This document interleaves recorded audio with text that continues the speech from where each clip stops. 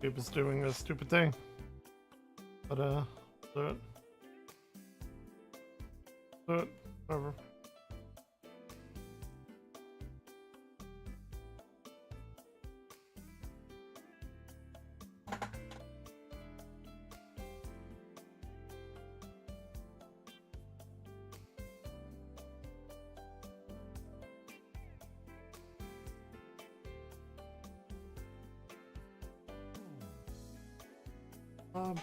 Yeah, what is this? Why not?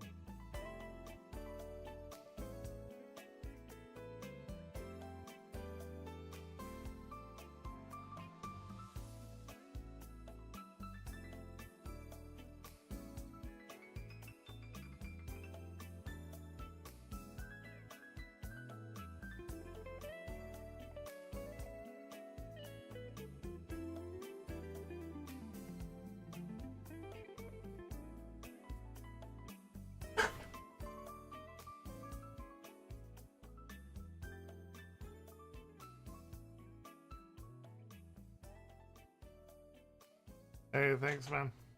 I appreciate it. I'm just being surveilled.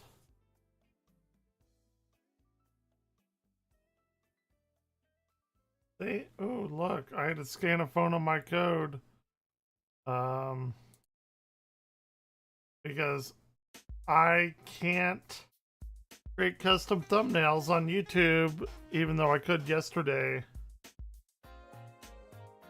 Until I upload my ID. So that's fun. That's a fun thing.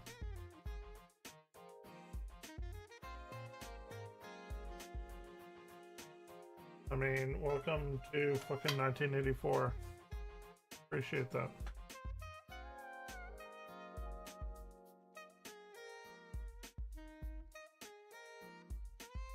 Appreciate the birthday. How fast can you soft lock every metro? What the fuck? Really? I want to soft lock metro games. Ryan. Yes, you're a good kitty. My ID is in review. Google needs to review your ID. This may take up to 24 hours.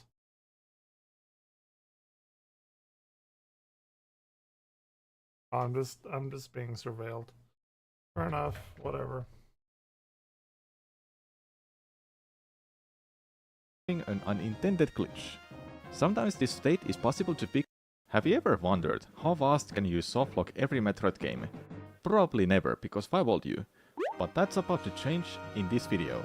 I am going to find out how fast I can softlock each Metroid game. A softlock is a state when the game becomes unplayable without restarting, often caused by getting stuck or triggering an unintended glitch. Sometimes this state is possible to fix with a reset, but if you've saved the game at the wrong time, then you will need to start over with a new file. Let's get started with the first Metroid game. This softlock is right on the opening screen.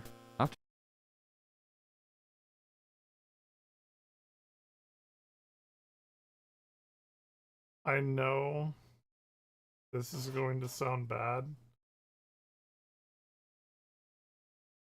but I can't listen to this. I can't. I can't. My brain will hurt after that. How is Game Pass communism? The director of both Ori games has accused Xbox of slopping out mediocre content like a factory, and that this practice Wait, Ori? Alright, are they saying Ori games are slop?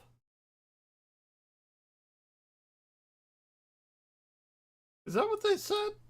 The director of both Ori games has accused Xbox of slopping out Oh, the director of the Ori games said Microsoft is slopping out games. mediocre content like a factory, and that this practice doomed their potentially viable Game Pass program. Welcome to Inside Games Daily, the only gaming news show brave enough to agree Xbox simply needs to make the best games of all time. Am I excited for Star Fox remake? No.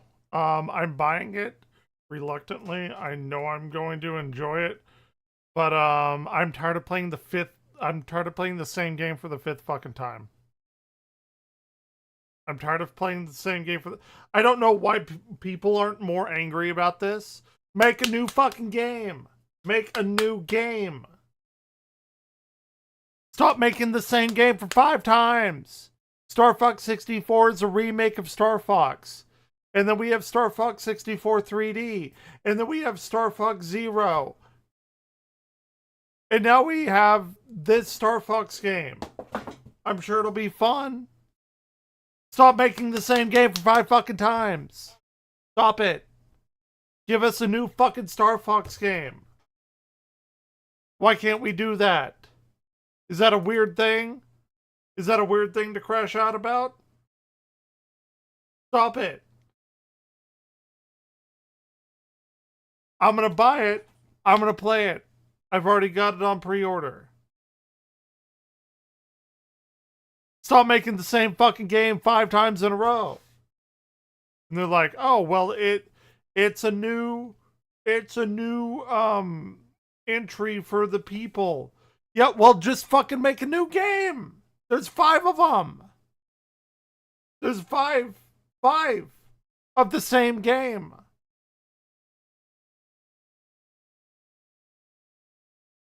Stop. I played the demo for the new game. It's fun. It's whatever. Yeah, it's fun because I played it 30 fucking years ago in 1996 whenever the original came out. God damn. Like, why am I the only one so angry about this? It's ridiculous. So yes. I will play it. It will be fun. Make a new fucking game, though. God damn it. all the time. Yeah, it's just so simple. Just make the next Grand Theft Auto. Gosh, why can't you just do that? Yeah, well, okay. We're being reductionist for the sake of comedy. Hindsight's 2020 and all that. And making games is really, really hard. But if anyone should know that, it's Moon Studios CEO Thomas Mailer, who was venting some frustrations, right, Brian? Yes, much like Martin Luther, he hammered his lists of grievances to Game Pass's wooden door on X last week, detailing his appraisal of why the subscription service floundered and what the resulting fallout will now be. Thomas Mailer served as the creative director on 2015's Ori and the Blind Forest and its 2020 sequel Ori and the Will of the Wisps. Great game, by the way. Both games were on Game Pass. Tellingly, game. the studio's 2024 title No Rest for the Wicked is not. Yeah, I'm gonna guess the subsidy payments started shriveling up around that time. Mailer starts by observing that Game Pass is And tell me I'm wrong, because I know I'm not wrong. Make a new fucking Star Fox game.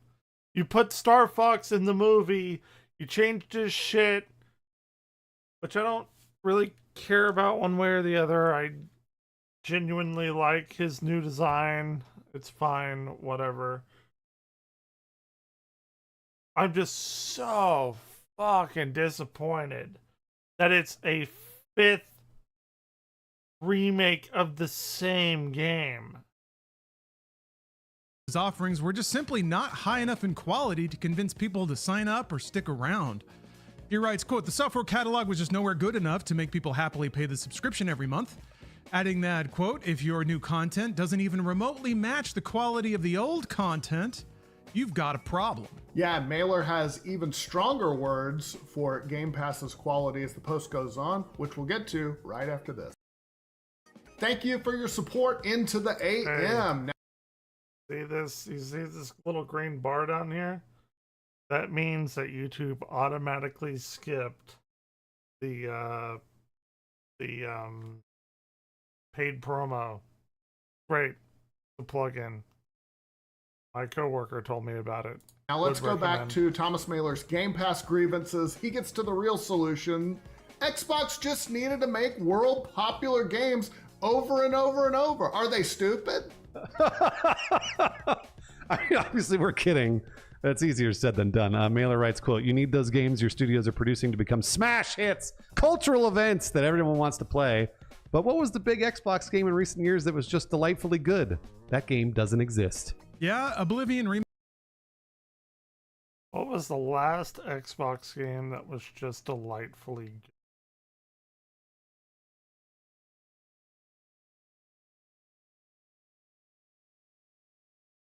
I have no idea. I couldn't say it for Sony. Nintendo, Tamagotchi Life. Mastered kind of had its week. Everybody was glowing about that for a while, but yeah, got a point. Mailer then connects the same dots that we, or at least I have done on this show several times. That game was probably supposed to be Starfield. Mailer wrote, almost every single first-party studio in recent years has been floundering. You'd want Bethesda. Here's a hot take. I actually enjoy Starfield. But I enjoy it for a lot of reasons that other people to don't. Create a Skyrim in space that ought to be better than Skyrim was, because that was an old game. But we got Starfield instead. So, ouch. Jeez, Mailer then validates us even more, writing that Xbox may have been a little too hands-off with developers that had no incentive to bust their ass to make truly exceptional games. That's something we have been saying for literal years. Yeah, this is a great line here. Quote, Game Pass is in some ways a little like communism. I like that. Thank you very much for the drop quote there. In what way? Communism is a social structure in which everyone works for everyone else and everyone commits to the same community. And like, hey, you're a doctor, you're an astrophysicist, you're a line checker, you're a butcher, you're a farmer. Let's all work and all have the same goods. But, you know, humanity fucks it up. So, like, communism is not a bad thing. Communism is actually not a bad thing. And people hate communism because people are people, and people are inherently selfish. And nobody wants to help each other. So, Mailer continues, and just like with communism, if you don't give people a strong incentive to roll up their sleeves and go the extra mile, they won't. And if you then don't get the... Yeah, like if everyone did their job, communism would be fucking great. Nobody does. quality you need, it all comes crashing down because players will not pay up. Arriving tomorrow. Unless you basically force them to by making content Star that's Fox. so good that they feel like they miss out if they don't check it out. Yeah, he then voiced his lack of faith in Xbox's current management to find those great games and motivated developers. To succeed, he writes that Xbox would, quote, need to have good deals with devs so developers are actively incentivized to produce massive hits, not just slop out mediocre content like a factory, like some dirty commie factory that just makes slop for slop eaters. I genuinely don't know why people don't like socialism or communism. Other than they are aware of their own inherent, like, failings. He's basically saying they need to make more system sellers, which I get, but that's really fucking easy to say and hard to do. I just don't Yeah, that's understand right. it. So for context, this beautifully honest social media event is in response to longtime games producer George Broussard, who criticized the business logic behind South of Midnight's rumored 100. Hold on, I want to read his whole thing. This is the hard truth of it all: earnings and profit, but it's also it is also a way amplified when there's a regime change in Megacorp and everything changes and new plans are put into place. Teams and employees pay the price for years of mismanagement of old execs. In the case of South of Midnight, who thought it was okay to spend $100 million on it, especially in the face of something like Game Pass, which trains people to no longer buy games. Where did Game Pass come from? And what execs decided to greenlight South of Midnight or any other game? So why is it true that in the end, when you have to earn or burn, it still sucks? Because oftentimes years of Medical Corp poor management led to the results. They gave teams too much leeway or rope or budget. I don't really know what that means, but okay. They didn't properly enforce scope. You certainly want to give teams the freedom to make things and execute, but there is still the base reality of breaking even and turning a profit. If you fail several times in a row, then it's everyone's fault. Studio management and Megacorp management. I've said it before, but I believe Xbox does not have the DNA to right the ship, so you will see a slash and burn phase where all the perceived fat and costs is cut. Then what? Do we believe Xbox is the founding DNA that created Xbox and 360? Which all then left during another regime change, and we got the one in Kinect and Asha and Booty, which is a wild. That is a wild sentence. Can Asha and Booty and the rest turn things around? I hope so, but would be against. Or would you be against them turning things around when? Okay, weird statement. In the meantime, a zillion devs and a lot of studios are going to burn for the sins of their fathers. There's a lot of Xbox management to blame here going on back 15 years. Maybe they overbought studios looking to feed Game Pass. There is no doubt they did that. What are we talking about? They bought Bethesda, ZeniMax Bethesda for what's like many billions of dollars. They bought Activision Blizzard for 69 billion. What do you mean, did they overbuy? Yes, they did. What are we talking? What? Okay. Maybe they gave studios too much rope. Dude, the man is obsessed with rope. He's mentioned it twice yet. Anyway, but who pays the price in the end? The studios and the devs and all the Xbox execs cash out millions in stock and glide off in sunset, so it goes. Yeah. Who criticized the business logic behind South of Midnight's rumored $100 million production budget. If true, that is a lot of money to spend on South of Midnight. Yeah. This is before Mailer's response. Broussard also accused Xbox management of being too uninvolved and too generous with their studios, writing, quote, "They gave teams too much leeway or rope or budget. They didn't properly enforce scope." And Stop saying rope. Weird. I don't know. I don't know why that like triggers me so much. quote. And then goes on to lament, much like Mailer, that many studios that were actively doing their jobs honestly will now be punished because of the lack of oversight, the lack of scope enforcement, the lack of responsibility in investing, and so on and so on. So it's tough here. And yeah, we lampooned it a little bit. I get and agree with him about maybe Xbox game studios, the owned ones, not really pulling their weight. But I do think it's a little disingenuous to accuse Game Pass of not having great games, because I think it very much has, and I think it justifies its value many times over. Expedition 33 was on there, so was Pal World. Those are the sort of... I own Expedition 33 and Pal World on Steam. I'd rather have them on Steam than on a rental feature where they can take it away at any time. I'm not a big Game Pass fan. I've owned Game Pass, it's fine. But then they've taken away some games that I've been playing, like actively playing, and I'm like, no, this shit ain't for me. like cultural moments that Mailer's talking about, but I do think Mailer's specifically referring to Xbox Game Studios. And yes, there it feels like some studios have been soaking up tech money and enjoying catered lunches and free coffee and stuff like that, as opposed to diligently and honestly making games. It also feels like he's kind of. To be fair, I take issue with Lawrence's free coffee. The coffee or free avocado toast, and the boomers are saying that, like, oh, the millennials are getting avocado toast, that's why they can't afford homes. Like, that's such a fucking whatever. Arguing for maybe like what Nintendo does with its internal studios, where it's you know, it's a little bit, at least from the outside looking in, it feels like it's more tightly controlled by Nintendo, and you know, it's sort of a more finely tuned machine to just sort of crank out exclusive after exclusive.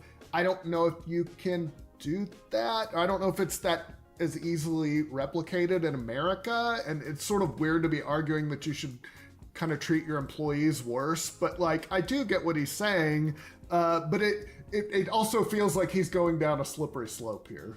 Well, we talked about this a couple of days ago when we reported on more Game Pass stuff, which is like, Phil Spencer goes to all these different studios and is like, guys, don't worry, make whatever you want to make, you got all the money in the world, all the time in the world, and Game Pass is going to make you successful. And so then they make South of Midnight on a $100 million budget, and it probably took them a long time and it cost them a lot of money. And by the way, this is what I would assume developers want. They want a lot of money, and they want a lot of time, and they want a lot of creative freedom to make their video game. So that's great. But when the rubber meets the road and then we get down to a spot where the economy is not very good, well, then these people are going to be the first to go. And a lot of people made this point in our comments a few days ago. This is what happens when Xbox owns everyone, right? When they own all these studios, then somebody's going to have to get cut, whether or not it's South of Midnight or, you know, Ninja Theory or those sorts of studios, to make up for the Forza Horizon 6s and 5s and things like that. That's just what happens when they own everybody. And that's generally why we don't want one company to own everyone. Yeah, it's a very bitter pill Yeah, welcome to the monopoly. to swallow. Some of the studios I really like have been pretty diligent about producing games Welcome under to the this monopoly, format. Double people. Fine. Obsidian has been crazy productive, even though they're in some hot water with a class action lawsuit right now. Id Software, Machine Games. I feel like it's not, life isn't fair, but it's extra not fair that these studios that have, I did not observe any change in their games production or even their production ethic once they got acquired. Whereas some other studios, once they did get acquired, it did slow down and change a bit. So I don't know. It's tragic. If anything should happen to those studios, it would be just horribly unfair, especially since they've always done their jobs right. And yeah, to Bruce, to what you were saying of Phil just breezing through when times are good, telling everybody to just chill out and make art at whatever pace it takes. And we understand that creativity takes a while, so just spend 2 years prototyping nothing. It's fine as long as we get to that hit eventually. If that worked, it would have been fine, right? Like, if they did produce a hit game because Phil gave them all of the creative freedom they needed to frolic and feed. Dude, how come Halo could produce like 4 games within 10 years? And now we're waiting 5 or 6 years between each fucking Halo game. Like, it's fucking ridiculous. I'm excited for Halo Campaign Evolved. I'm gonna play it, whatever. Really wish we got Halo 7. No one should see Hold My Beer. Fields and experiment and, I don't know, smoke weed in the parking lot at 2 p.m. as part of the creative process. I'm assuming things now, but like, if it had worked. But so it's like, it's weird in retrospect to like apply very rigid business thinking to a creative field, but that's the core contradiction of what we're dealing with in games. They're a product, and then they're also a creative output. And you need the creativity, you need the humanity and the spontaneity to create a cultural moment that drives the business. And turning that into a predictable model is very hard to do, especially when you're competing with everybody, floundering in the dark for a new game idea, some way to... Everybody's fucking up. Steam is fucking up. PlayStation's fucking up. Actually, the only one that's not fucking up is Nintendo right now as a company. To make something new and exciting, Be completely but fair. 5 years from now, because that's how long it's going to take to make. And yeah, I'm really glad that you brought this up, Brian, that like this implication that you need to be a little more firm with your employees to run a proper business. Yeah, it's, I mean, we're what, 4 or 5 years on from, I don't want to be too dismissive about this. I'm sure people still care about crunch, but it's not necessarily the rallying cry that it was in 2020 or 2021. And I do wonder, you know, what. Hey, there's the signature nerdy need talking about people's looks and people's lifestyle and shit. Like, dude, what you gotta stop commenting on people's looks and their ways and shit, dude. It comes off as weird. You're way too hung up about how people look and what they do and shit. Like it comes off as like super fucking weird, dude. It does. You gotta not do that. You gotta stop doing that, man. As a meme for a minute, I want shorter games with worse graphics made by devs who are paid more to do less. Did they all buy South of Midnight? I wonder, because that's what a game that takes longer to make from devs that are paid a little more looks like.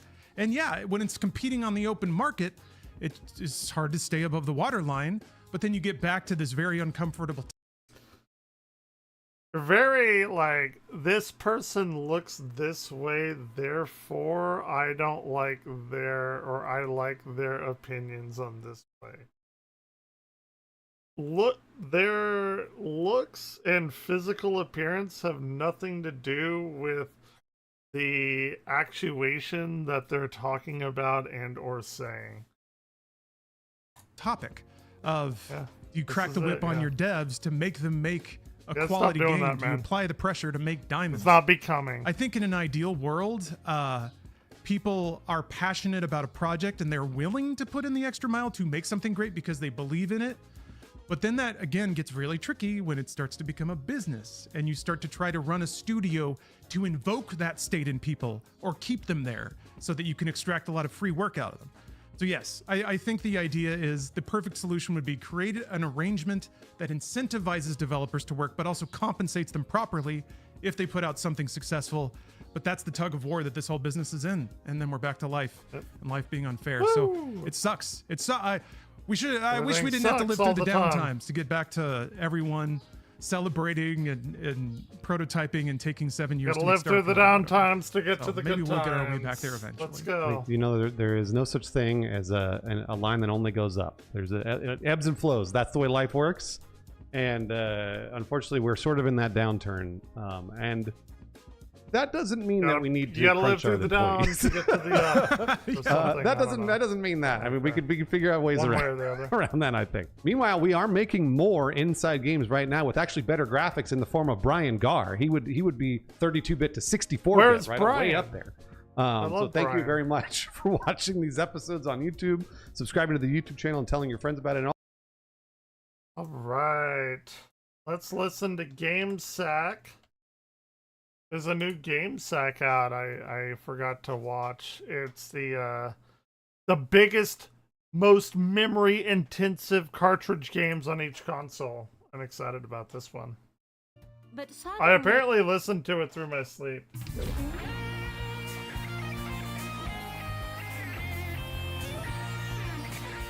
You can't just always be going at the top.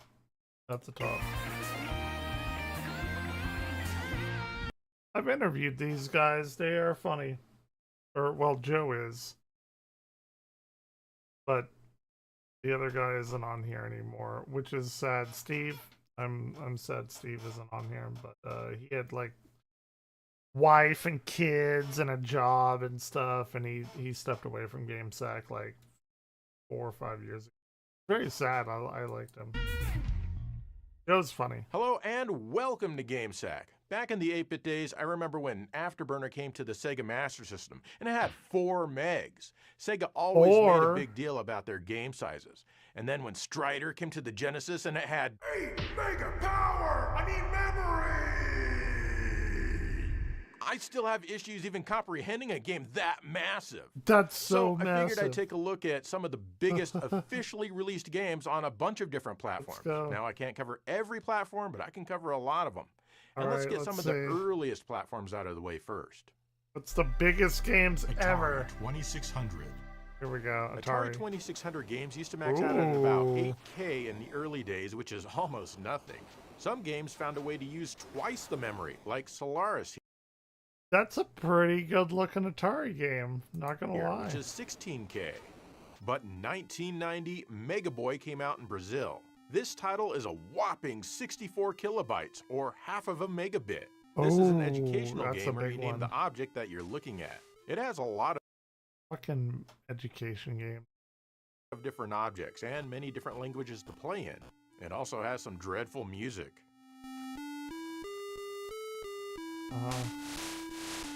That's a banger right Atari there. 5200.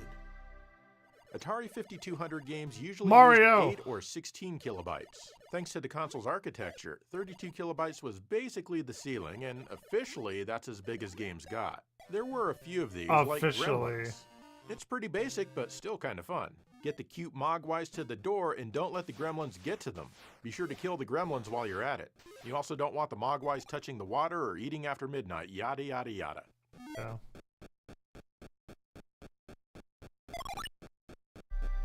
Don't let them drink Atari water. 7800.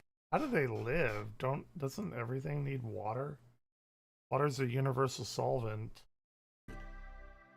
It was a good day when an Atari 7800 game was 1 megabit or 128 kilobytes like Akari Warriors here.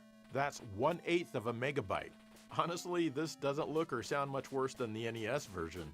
But there That's are true. 2 games on the That's console fair. that exceeded this. Fair. The first is Alien Brigade. This is 144 kilobytes or 16K That's- more than a That's megabit. a big one. Unfortunately, this is a light gun game and I can't control it because I don't have a light gun. But as you can see here, it's similar to Operation Wolf. Looks like it could be cool. Looks like The other fun. game is Crossbow.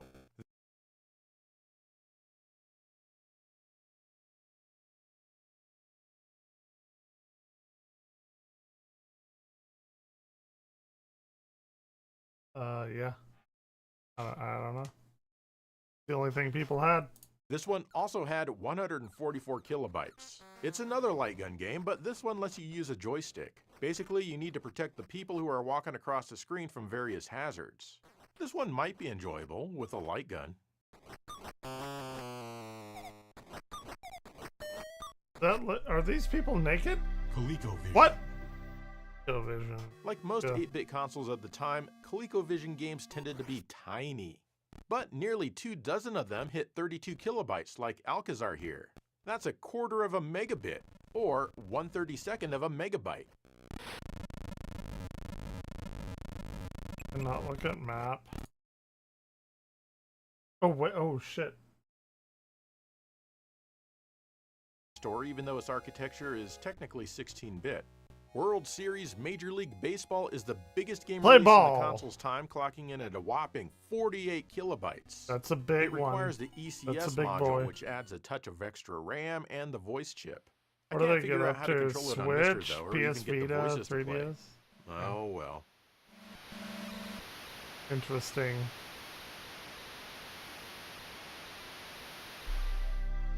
Sega SG-1000.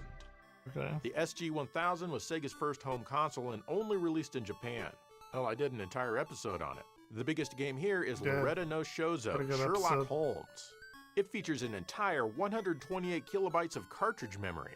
That's right, an entire megabit, or 1/8 of a megabyte. Ooh. So, can you solve the mystery and save the day? Because I sure as hell can't. I sure as hell can't. Can't Nintendo read. Entertainment Can't read. System. The Japanese. NES put the Master System to Hell shame in yeah, North America, Kirby, as let's it go, maxed out baby. at 6 megabits, and the largest That game was all like could have been a Super Nintendo game. Kirby's Adventure was so fucking advanced. It's probably it doesn't beat Zelda 2 for me, but it's probably at least my second favorite NES game. I need to play Kirby's Forgotten Adventure. The game is Kirby's Forgotten Adventure. Land.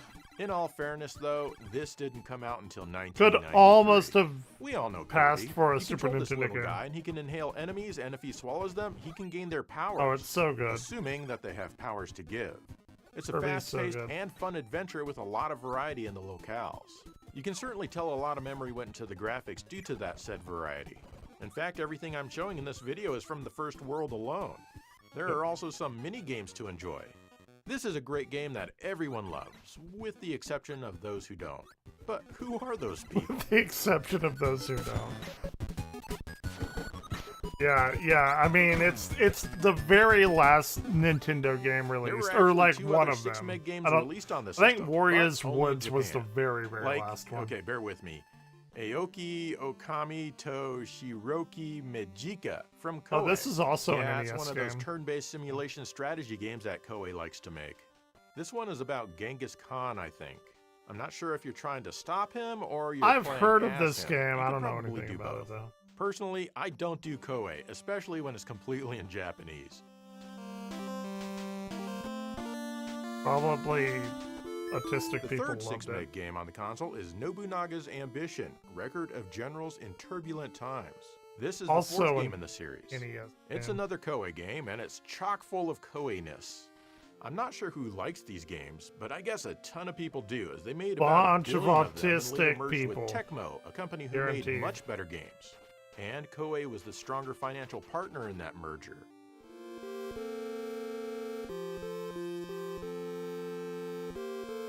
I like Civilization. I mean, if I could read Japanese, it might be fun. Okay, now we're into the areas where I think most of us can relate. And up next is the platform that started this whole mega power marketing thing to begin with. Sega Power. Master System. Hell yeah. While the Master System maxed out in North America at 4 megs with games like Afterburner and Phantasy Star, there were a handful of full-on 8 meg games released elsewhere, like Asterix and the Great Rescue in Europe. This is Okay. way more impressive than the NES, at least in file size. The gameplay itself isn't all that great. Your goal is to find the keys, which will then unlock the doors for you to continue on with the level. The jump and action A buttons are basic backwards because, game. well, this is Europe. The collision here is also I think Europe extremely is suspect. backwards. You have to tap the button to throw a punch, and it Your button here is jump, and your button here is attack. Stop doing it backwards, Europe. You're fucking weird when you do that.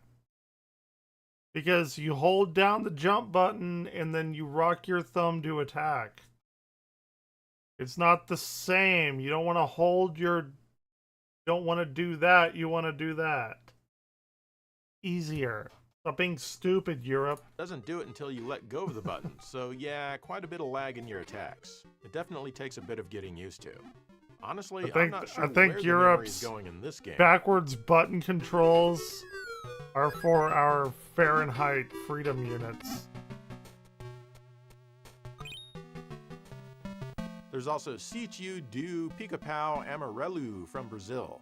This is a very poorly programmed game. Your character doesn't That's move why at a it takes consistent up so speed much due to the slowdown, and that makes space. controlling the game very difficult. I think the goal is to see how far you can make it before the kid that you're controlling dies. This is based Oh, on an that's- existing that's property over horrific. there, and I think most of the memory went to the That's story horrific. screens. And I think we can all agree that the code is likely not very optimized.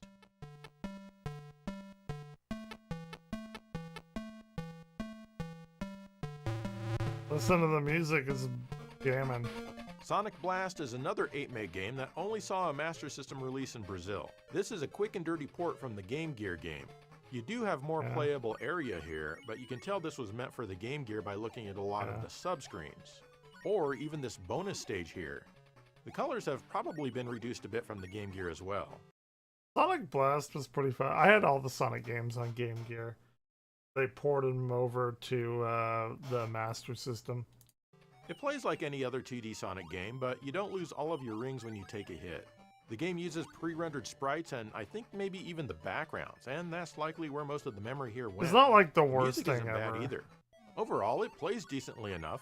I find that this game rarely gets mentioned. I played it on emulator. It's not, you know, gonna win any awards, but not bad. Virtua Fighter Animation is another 8-meg Master System game that showed up only in Brazil.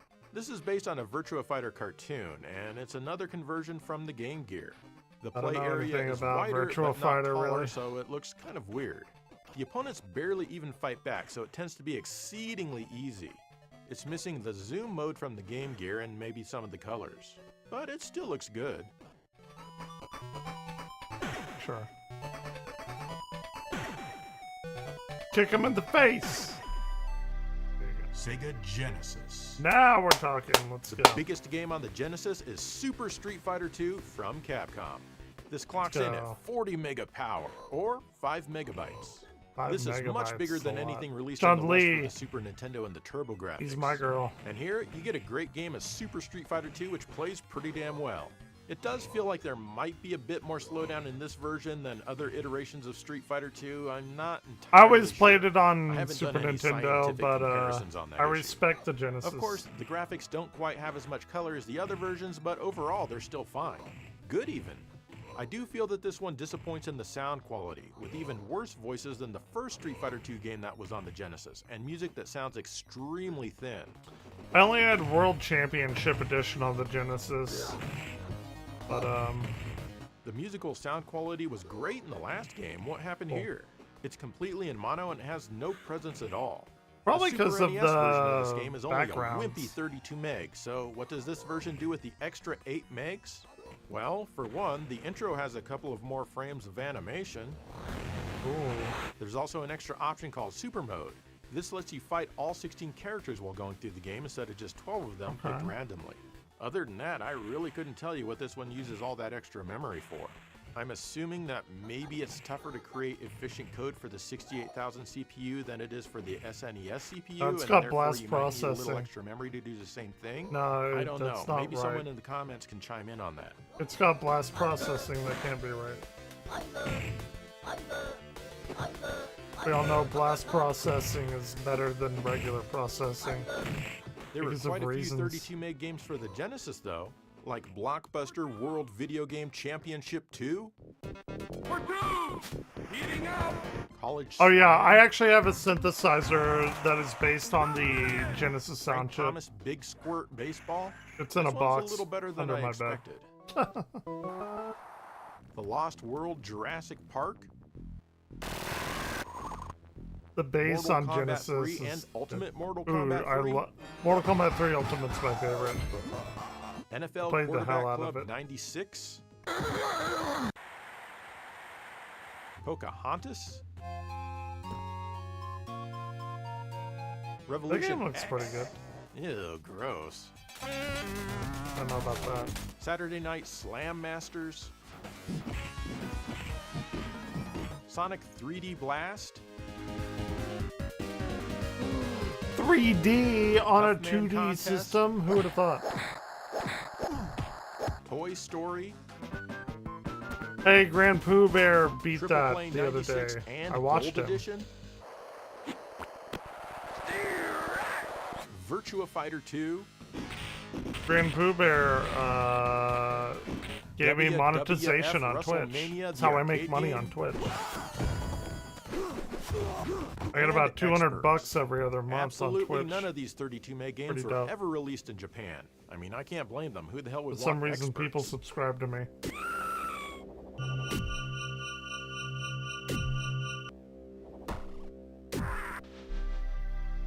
Sega 32X. I had a The 32X. 32X I had all the only Sega had things. 35 cartridge games PD, released in total, 32X. and 8 of them reached the All of it. maximum size of 32 megs. They were Mortal Kombat 2, NBA Jam Tournament Edition, Primal Rage, Romance of the Three I only really Kingdoms cared 4 about Wall of Fire. Knuckles This is another Chaotix Toei on game, and it 32X. was only released in Japan. It has some banging music.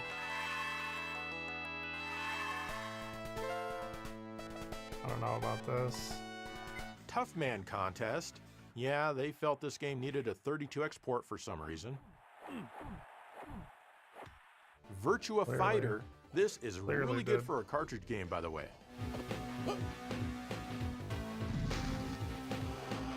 WWF Raw and WWF WrestleMania, the arcade game. 32 meg games make sense here, obviously, because, you know. Last 32 processing was the best ever.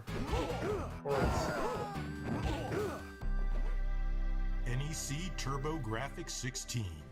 The biggest game on this system was Street Fighter II Champion Edition, clocking in at 20 That's megs. what I had on the It Genesis. sadly was only released in Japan, where the console is known as the PC Engine. This is a fantastic version of the game, and pretty much everything is here. It has incredible visuals with more color than the Genesis game. Even the voices are better than what we hear on the Genesis Street Fighter games. The only thing lacking here is that it's missing an additional layer of scrolling. But hey, that just reminds me of Super Street Fighter II Turbo on the 3DO. The music also isn't as good as the Genesis or Super Nintendo versions in my opinion, but it still sounds great. The music is definitely way better than Super Street Fighter II on the Genesis. You can even get a 6-button controller to play this like a civilized person.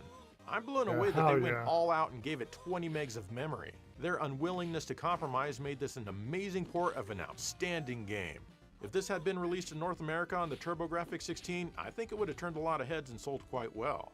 Imagine if Street Fighter II only came out for the TurboGrafx and not for the Genesis and Super Nintendo. That would have been interesting.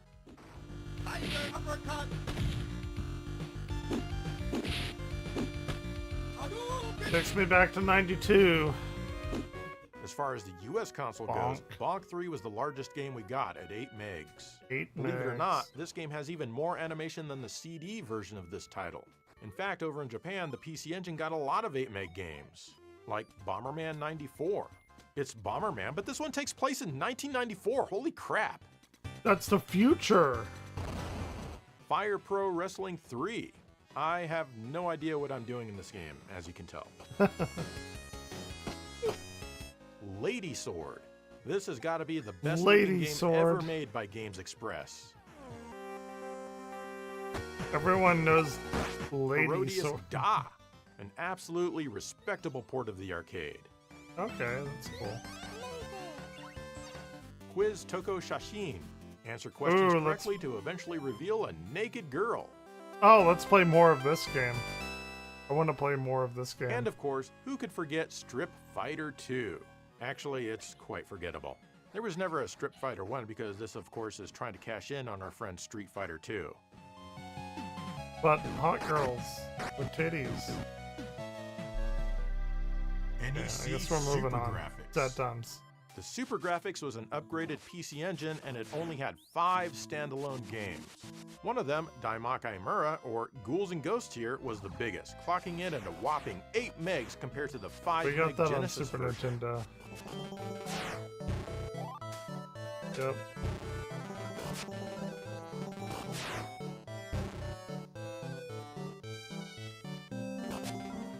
Music's pretty Another dope. 8 meg game was All Dimes.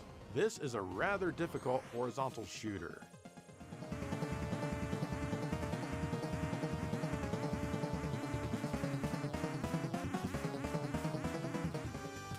The other 8 meg game is 1941. This is a vertical shooter. Both of the other games on the Super Graphics were Used to only play this 4 all the megs. time in a pizza place called CC's. Had a little arcade back there. Play 1941 and 1942 all the time. Portable game systems can use memory too. Did you know that? I didn't, but then again, I'm extraordinarily stupid. So let's check out some portable systems. Alright, let's go. Nintendo Game Boy, let's go. There are nearly 30 games on the Game Boy which clock in at 8 megs, or 1 megabyte, like Wario Land 2. The bad guys have messed Wario up your Land life was again fun. and you need to fix your castle and get your money back. This is another great entry in the Wario series. The later Game Boy games are incredibly Or impressive. Pokemon Hey, Yellow, Red, and Blue. These were the first games in the series and all were a whopping 8 megabits. surely Gold and Silver come out better, or were they only Game Boy Color? Because they fit the entirety of red and blue on the gold and silver packs as in-game, as an in-game. Lots of memory for a system with black and white graphics. And because of that, you know there's going to be a lot of content in here.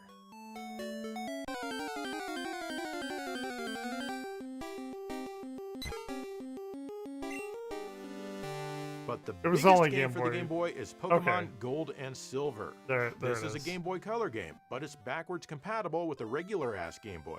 It's twice the size, clocking in at 16 megs. Huge. And it's just like the huge previous game. game, though some of the graphics have improved a little bit, and naturally it's I remember getting gold and silver and playing it. I was like, oh my god, this is fucking amazing. And then beating it, and then they're like, oh, you can go to Kanto and play the entirety of red and blue on one cartridge. Is fucking mind-blowing. It's ridiculous. a different quest. A lot of the memory, of course, is used for different colors, which we don't get to enjoy on the old Game Boy here, but you're not going to let that stop you, right? It was like absolutely insane.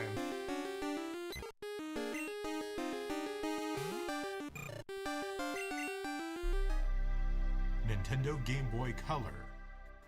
Over on the Game Boy Color, there are a ton of 32 Donkey meg or Kong. 4 megabyte games, like Donkey Kong Country here. That's right, the same amount of memory as It's the impressive. original on the Super NES. The cropped screen takes a little bit of getting used to, but other than that, it plays extremely well. I mean, just look at it, it's quite impressive.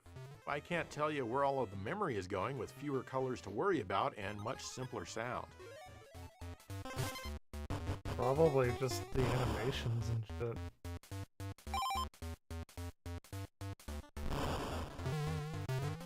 It's an impressive game. The biggest Game Boy Color game, though, is Densha de Go 2, or Let's Go by Train 2, which was only released in Japan. Dude, you This cared one is a way too full much about 64 looks and meg, shit. or 8 megabytes. Start out by picking a train. Care way In this too much one, about looks, you man. drive the train, and I'll tell you right now, I have no idea what I'm I had doing. never even But thought I think about I could that. probably figure it out if I cared about it just a little bit more. The scenery that scrolls by definitely takes up a ton of memory, though it's mostly monochrome. There's also a bit of full motion video in the intro with various trains Ooh, passing by. impressive. It's an interesting game for sure.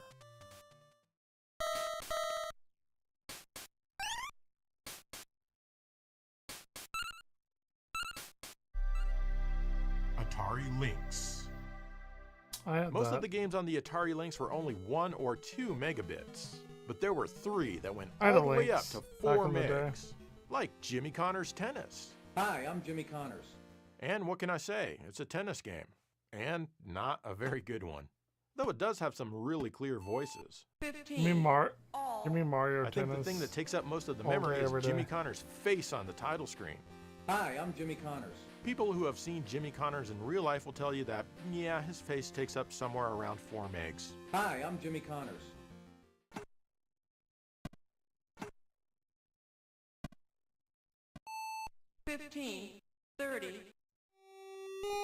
Another 4 meg game is Ninja Gaiden 3. This one is a port of the NES game of the same name, which was half the size of this. I'm fairly sure that they didn't use much, if any, of the memory for the sound. Yikes. This is a bad port all around, and it even loses the parallax scrolling from the original, and it costs twice as much memory to achieve this. Yeah, that's pretty rough.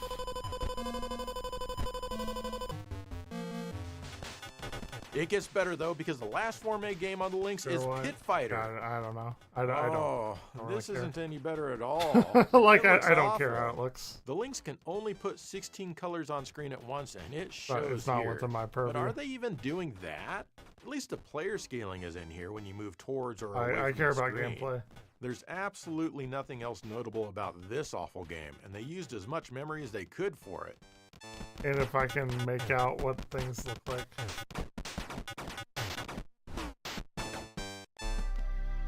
SNK Neo Geo. Ooh, The I never Neo had Geo a Neo has Geo. a few big games, Never had one. like Metal Slug 3 here. This one clocks in at not 700, not 707, but 708 megs. Ooh, That's that's a 88.5 lot. megabytes. It's worth it to note here that SNK never did any kind of compression or optimization. They encouraged developers to use as much memory as they could just for the bragging rights. This is probably the best Metal Slug game, at least in my opinion, but you really can't go wrong with any of them. This one uses all of that memory to give us absolutely brilliant I have pixel this art on and the exceptional PlayStation animation. Portable. There's a lot to look at here, and thanks to the branching Wherever paths, you'll that need to is, play through this in one storage, upwards I of 2 think. times just to see everything. It's just a fantastic game all around.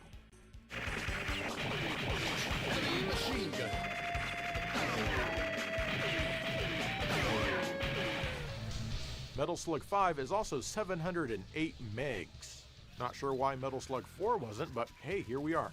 This one has a lot of the same features of Metal Slug 3. Yeah, what happened to but since Metal SNK was Slug in their 4? Claymore You're phase dropping at the time ball. This was made, a lot of the memory is dedicated to music that was recorded and then streamed. 3 during and the game, 5 were- in mono, of course.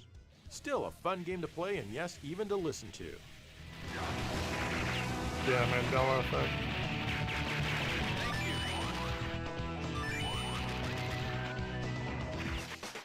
But the biggest game on the Neo Geo is the King of Fighters 2003. It absolutely I don't think I've ever shames Metal played a Slug 3 KOF and 5 game. with an extra 8 megabits of memory. Those weak-ass low-memory games can go straight to hell. It's the King of Fighters 2003. That's right, this has 716 megs.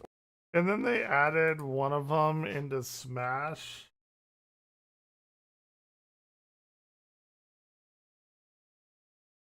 Terry Bogard. Yeah, I was like, I don't know who the fuck this is, and I do not care. Like one of the only fighting games I've never even set a finger on in my. Or 89.5 megabytes. Man, if only they would have added an It's a extra big 4 fighting game megabits to get an franchise, even so 90 it's megabytes. whatever. But This, of course, is a fighting game, 3-on-3 style. You can choose I 3 remember characters when from a they roster of revealed 32. him, I was Did like, I count I that do right? not care. That is a lot of characters. And each and every one of those needs their own animation, voices, as well as winning and losing screens. Overall, this is a great game, and I like how you can switch characters on the fly, just like a Capcom fighter. The King of Fighters games should have been like this from the beginning. The music doesn't seem to be streamed, so You may have there's no misspoke. I cheating don't know in if making people the did game that. this size. I mean, not any more so than SNK usually bloats their games.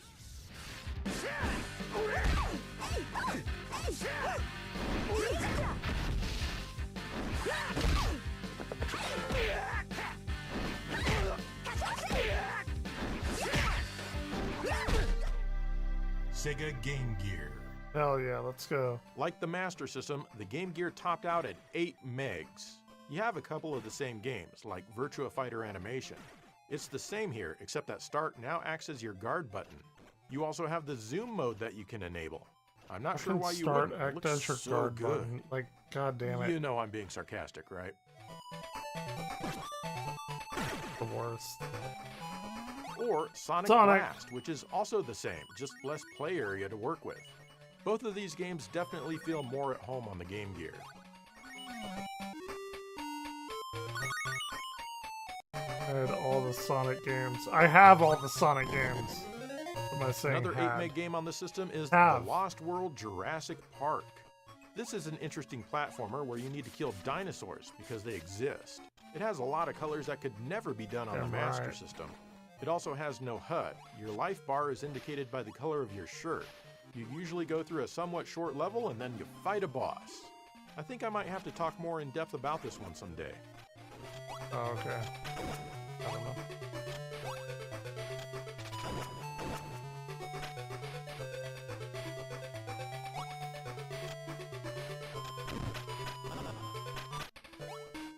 The final 8 meg game on the Game Gear is Garfield, Caught in the Act. Be sure to go to the options and change the controls to B. This allows you to jump with the right button and attack with the left like a normal person. Like Oh, a man, normal this one is person. really bad. It's so incredibly choppy. As they didn't spend any time at all attempting to optimize the scrolling, I doubt they optimized how the memory was used either, and that likely explains the size. Just bloated After code. this, I'm gonna start These are up the same guys that Metroid somehow Prime achieved 4, I 60 think. frames per second scrolling on the 32X with Calibri. What gives? I couldn't play this one very long at all. What? It looks like a top tier game, though.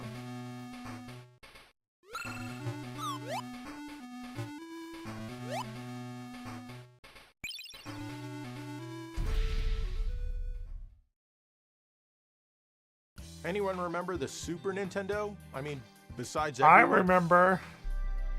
Super Nintendo Here we Entertainment go. System. Now we're getting The to the Super good NES shit. had dozens upon dozens of 32 meg games, which alone is pretty impressive. I think probably In fact, it Star maxed out at Fox 32 is megs here in the the, West. the biggest but one. eat your heart out, Genesis, because it had not just one, but two 40 meg games, Oh, which 40. were released only in Japan. Like Daikaiju Monogatari 2 from Hudson Soft, or It Super did. Shell Monsters Story You don't gotta 2. turn everything I'm of course political, using man. an English fan translation you here. don't gotta This do is an that. RPG with turn-based Sometimes it random can just be a battles. cat that From hates the little I've Mondays. played so far, it seems okay, though the frequency and speed of the random battles might be a little grating to some. But hey, it's 40 megs of RPG goodness. Sometimes you don't gotta do. You don't gotta bring that shit in there. Then there's Tengai Makio Zero, also from Hudson. This is yet another English fan translation. This one requires a real-time clock for some reason, and I haven't played far enough into the game to figure out why. But yeah, it's an RPG. The battles are random and turn-based. The art is whimsical, and that's the nature of the series. I like it.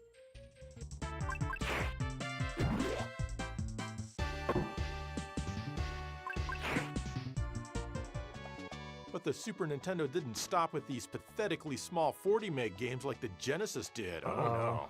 That's right, they have two 48 meg games. Like Tales a of big one. Fantasia here from Hell Namco, yeah! only They released actually in Japan. remastered this. This one has a recently. full song that's sung to you in the think. opening. Or they are about to.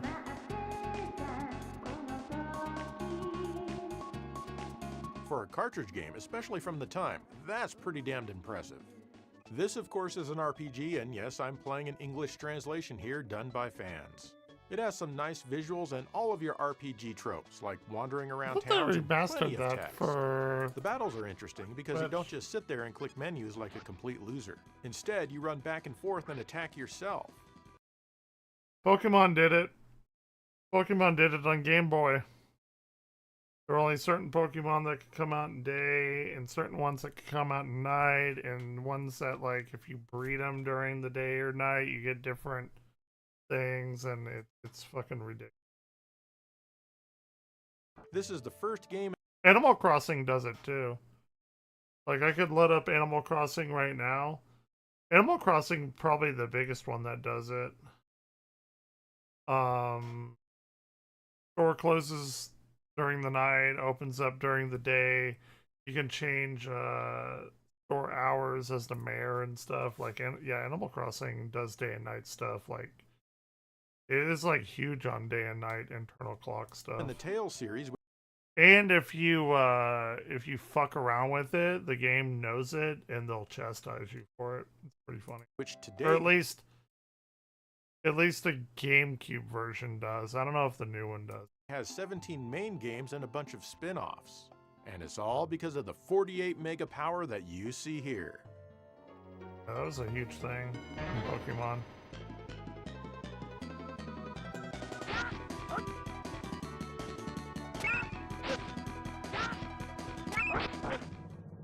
The other 48 meg game is Star Ocean from Really? Star I Ace thought it and was Star Enix. Fox. I thought Once Star again, Fox only was one released of the in biggest Japan. Super Nintendo You're games. not going to believe this, but this is another RPG. Again, it has all of the expected tropes and it looks great while doing it. The battles aren't action-packed like Tales of Fantasia. They're more turn-based, but at least you see your I little probably dudes need to running around and load stuff. up my The game Animal feels like a Crossing standard town. RPG, They think I'm taking place in a dead, time I'm ruled sure. by might and magic, not technology. But the opening tells a different story, as it has plenty of science and technology in it, and it was done by someone who definitely likes Star Trek. The extra memory here is put to good use with lots of voices. Stardate 346. Now, through an unknown force, a totally new age is about to begin. Unfortunately, some of them can be rather muffled. Still really cool though.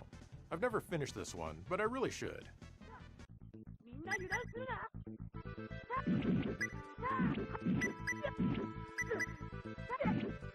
Star Ocean? Star Ocean 1? Atari Jaguar. I had a Jaguar. The Atari Jaguar maxed out at 32 megs, or 4 Where did you learn megabytes how to with 11 fly? of its games. Like Alien vs. Predator. This is considered one of the best, if not the best game for the console. You can play as an alien never or had a it. predator. You can even play as a useless human being, though technically I guess Star he is Ocean an 1. alien to the other two species. Star Ocean 2 is Despite the name better, of the though. game, there's no versus mode to be found here.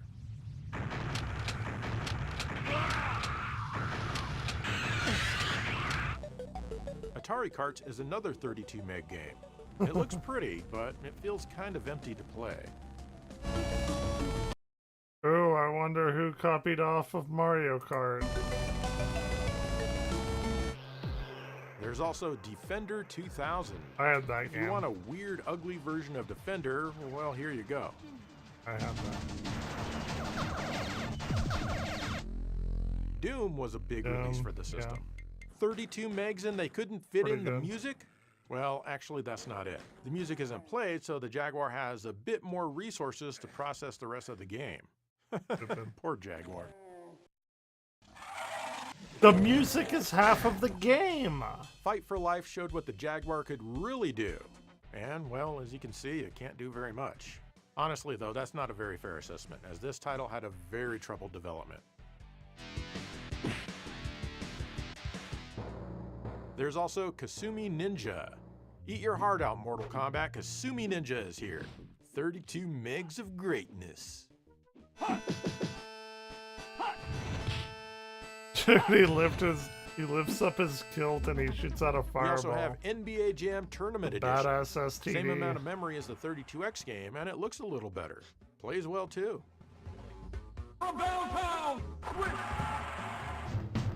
Pitfall, the Mayan Adventure. More memory than the 32X game, but the scrolling at 30 frames per second is just as bad. Rayman also has 32 megs. This is a gorgeous game that's pretty fun. You never won't heard of believe that Star you're playing Ocean? the Jaguar. Star I Ocean wish 2 that is more like games on the the system best had in the this quality. series. I'm pretty sure played that them Jaguar all. fans wish that too. Star Ocean 2 is leagues ahead of everything else. How about Ultra Vortec? To me, this game is what the Jaguar and 3DO sub-generation was all about. Crappy digitized fighters trying to cash in on Mortal Kombat. As you can see, Yeah, it Mortal rarely Kombat worked did it out very best. well.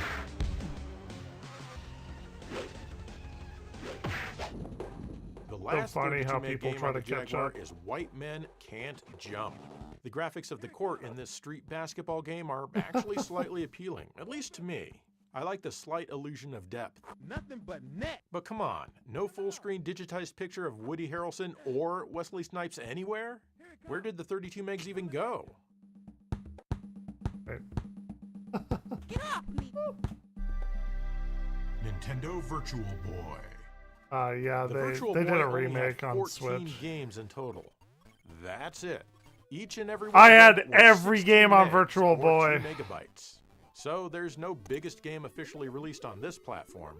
I never imagined I'd have an excuse to use this Virtual Boy. I had footage I captured every from a Virtual modified Boy Virtual game. for the I was a GameSack Virtual Boy episode. Glad I guy. kept it. I'm okay with that too.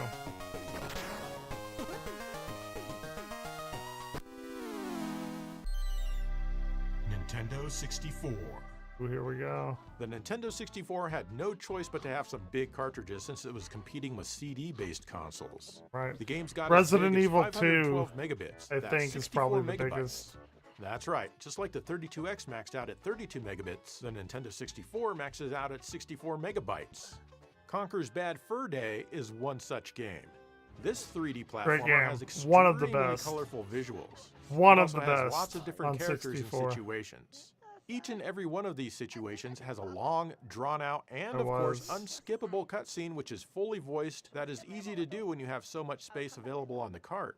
I can only imagine how this game shocked the sensibilities of the average Nintendo player, or more importantly, Did their not look that parents. pixelated. He added some kind of weird filter here. Another 64 megabyte game is Pokemon Stadium 2. Pokemon games sure like using up a lot of memory, don't they? This Yeah, one's they all do. about transferring your Pokemon from the Game Boy games and having them battle and stuff. Here's the first move. That was a glancing blow. The third Resident 64 Evil 2 megabyte game is, of course, is like one of the most impressive coding endeavors ever, because they fit 2 PlayStation 2 CD-ROM on one Nintendo 64 cartridge without hardly sacrificing anything. I watched a big documentary on like how the devs did it. It's a ridiculously fascinating story. And one of the most like impressive things ever. Resident Evil 2. This one is famous because they somehow managed to cram the entire game on here, even the full motion video. This same game took up 2 CDs on the PlayStation. Granted, Crazy. the audio Like as well as the video scenes it's are so much more compressed hugely here, well and known. if you know what to look for, you can certainly tell. But it's still amazing to play this one on cartridge when CDs were being shoved in everyone's face. It runs and controls quite well and even features kind of a half-assed high-resolution mode. And I do say that with love. Like, super big respect to those devs. Yeah.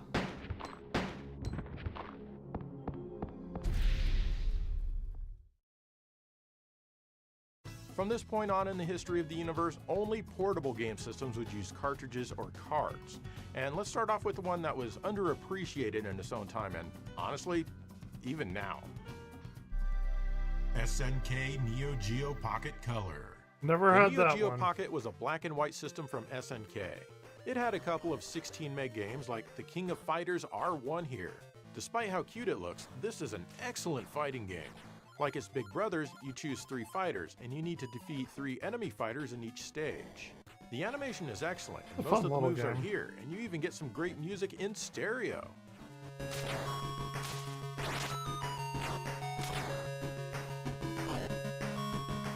Animation looks Or pretty how good. about Samurai Showdown? Pretty much the same thing can be said about this one. It translates quite well to the Neo Geo Pocket. I do prefer the King of Fighters game though. I like the Samurai Showdown games. I've played them. But not King of Fighters, weirdly enough. SNK quickly ditched the black and white and made the Neo Geo Pocket color. And the games got twice as big, 32 megs or 4 megabytes. That's a lot. One such game is Metal Slug Second Mission. This is an excellent run and gun, and it even features parallax scrolling. It even has some clear voice samples, which is fairly rare on the Neo Geo Pocket Color. Rocket launcher. This definitely uses up some memory. This game is an all-around must-own for the portable.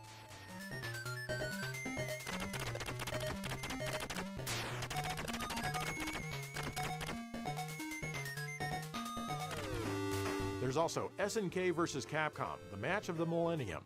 Here's another amazing fighting game for this system. All of your favorite Capcom characters as well as all of your favorite SNK characters are here.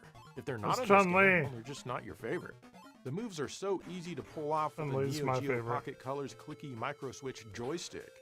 Oh, and the music is great as well. This is an awesome little system.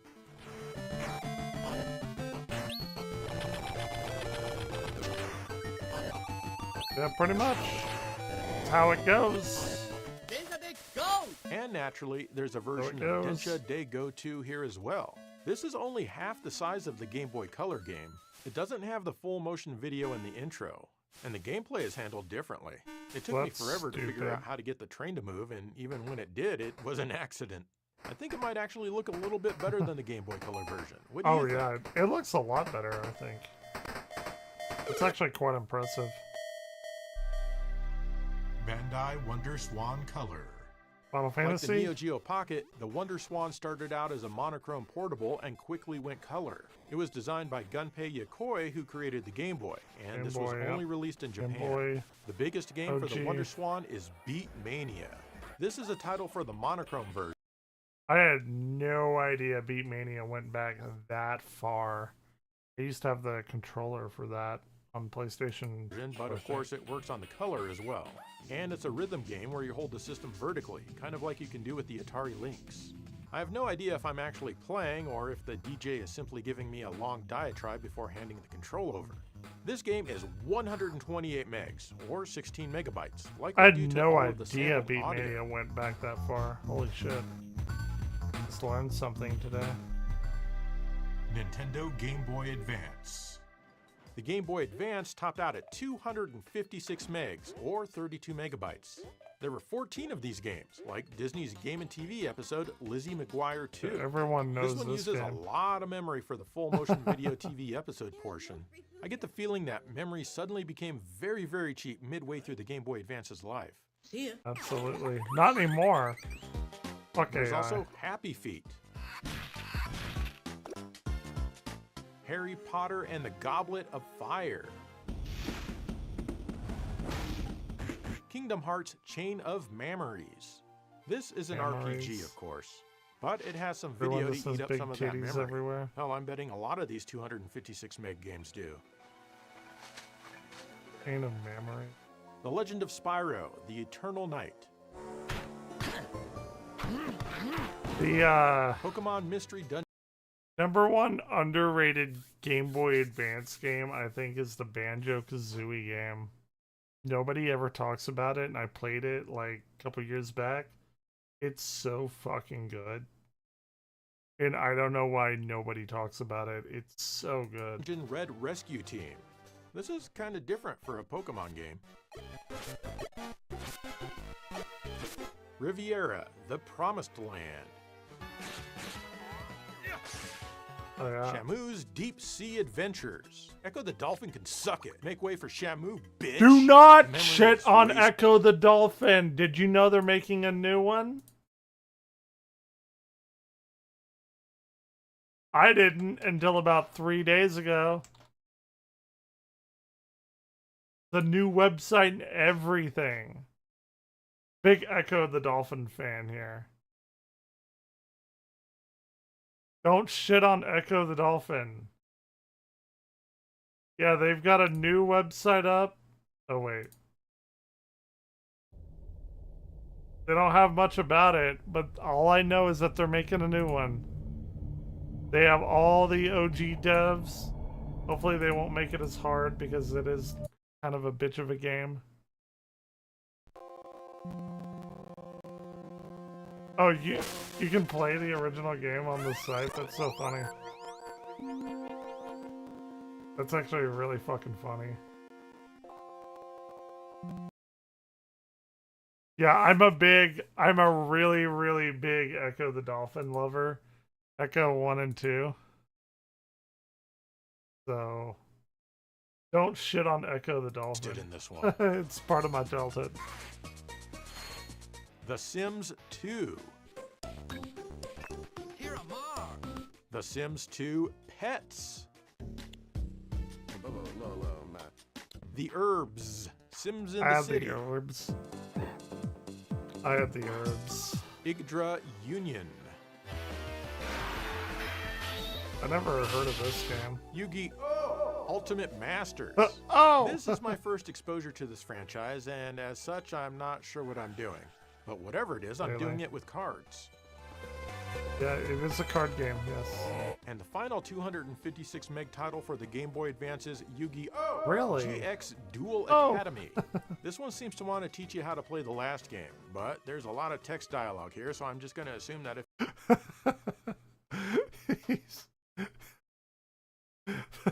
The sequel is like, this game, the sequel to the last game, at the beginning it wants to teach you how to play the last game. That's actually really fucking funny. If you like the franchise, you'll love this. I like Yu-Gi-Oh! Fine. Not my favorite, but it's fine. Nintendo DS. Alright, take it easy. The Nintendo DS maxes out at 512 megabytes, but not every game takes up that much space. Except for two, which were only Be released drunk in as Japan. fuck tomorrow night. The first one is called Or tonight Hakuoki night, Zui not tomorrow. Soroku DS. Yeah. This is a visual novel. That means all you do is read and look at pictures. Occasionally, you might be able to make a very minor choice. You know what though? I swear someone lent me an English version of this game to play, maybe on the PS4? I think they may have wanted me to include it in an We episode. got a DS, I don't think I Vita, and did. Switch. I'm not for 100% sure, but this artwork version sure thing. looks familiar. No. I recall being puzzled as to why nothing ever happens. I did send it back to the person though. But as you can imagine, there's hundreds and hundreds of megabytes worth of text in here.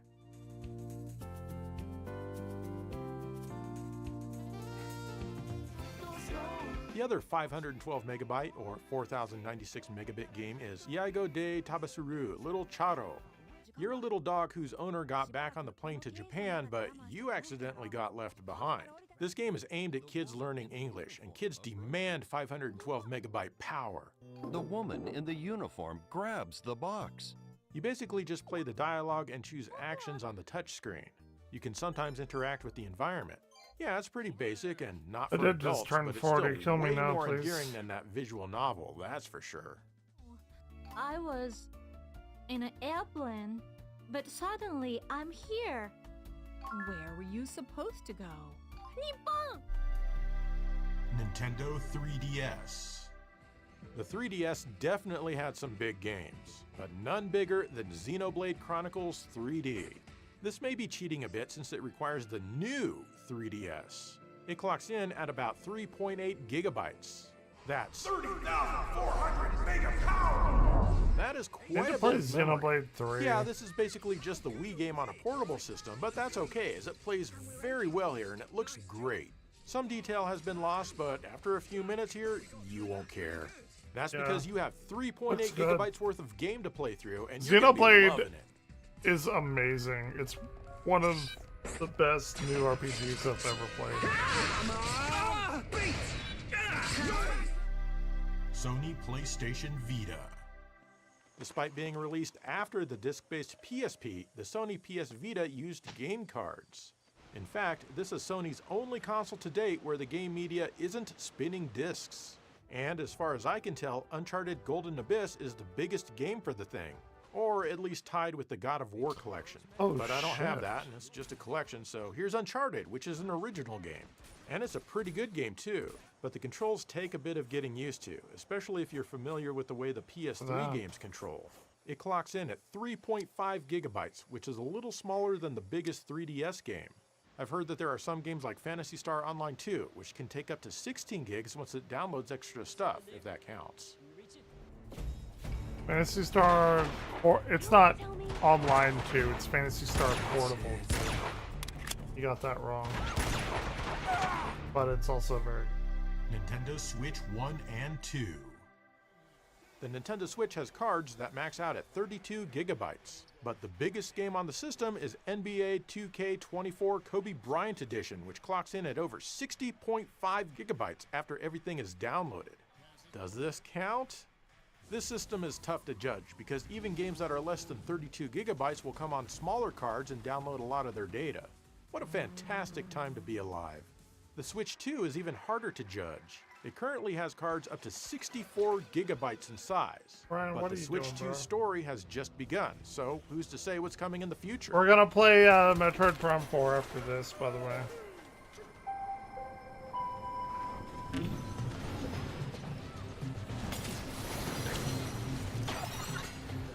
We're gonna start playing it. And there you go, the biggest games for 28 to 31 different platforms, depending on how you count them.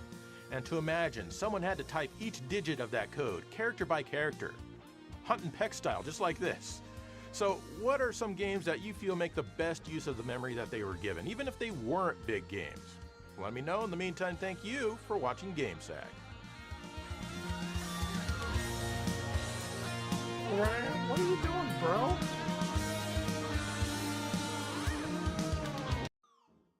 What's his stupid ending? Oh, video games. Video games are fun. I should play one.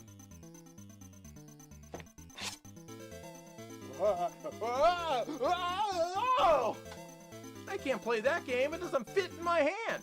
Maybe I'll try a different game.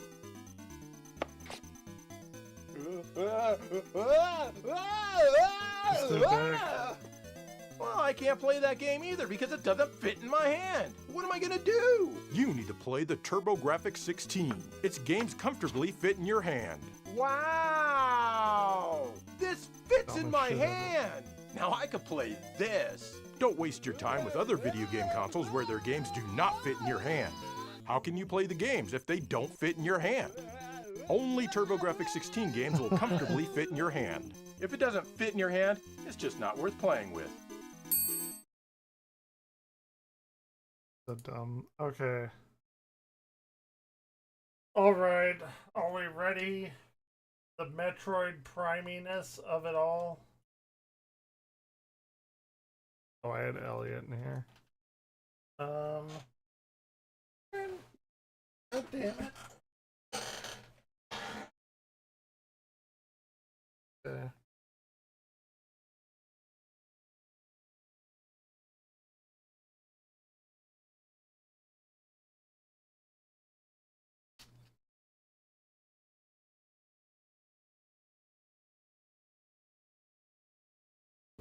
I will be right back.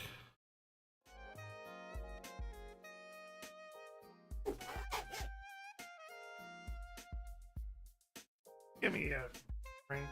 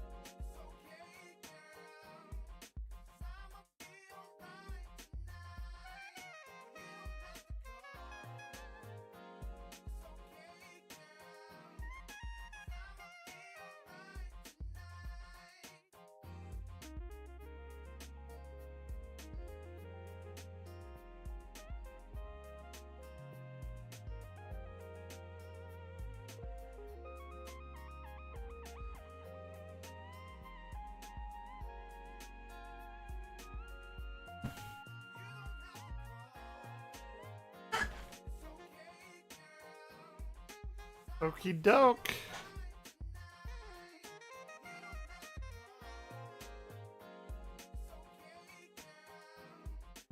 Actually, you know what we could do?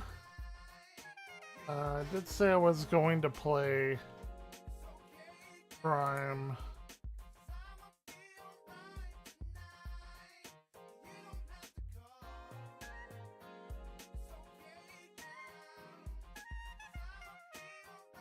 But I do need to do my dungeon runs.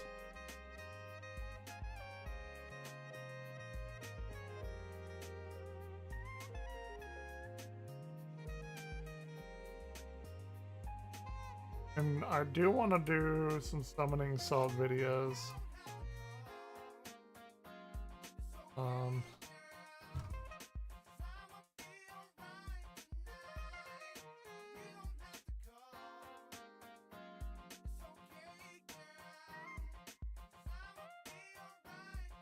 Arbiters during blueprints, really?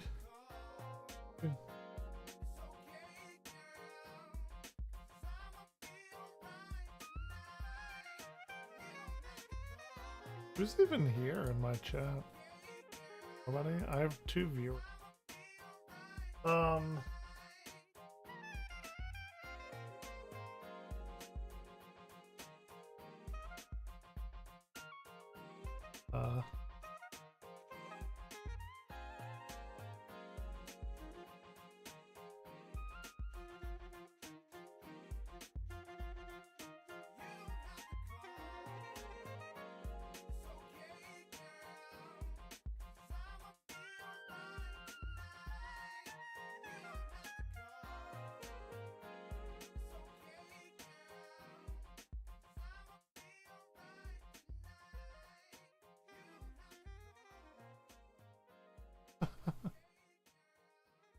Okay. What do we want to do?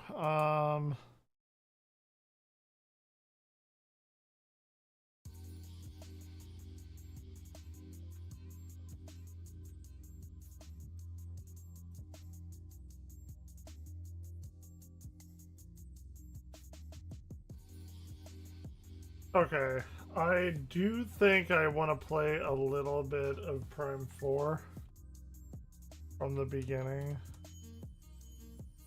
I think I have a save point at the final boss.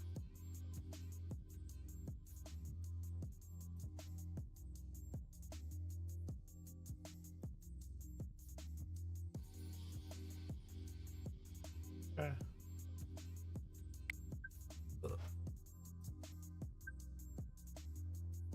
God, what's this gonna do to me?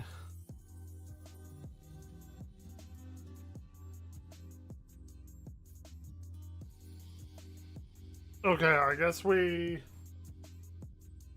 If this is gonna take an hour...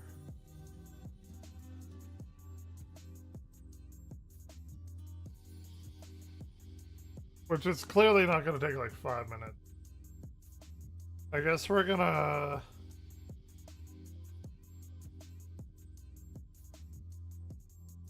Yeah, this is gonna take like an... We may be playing this tomorrow.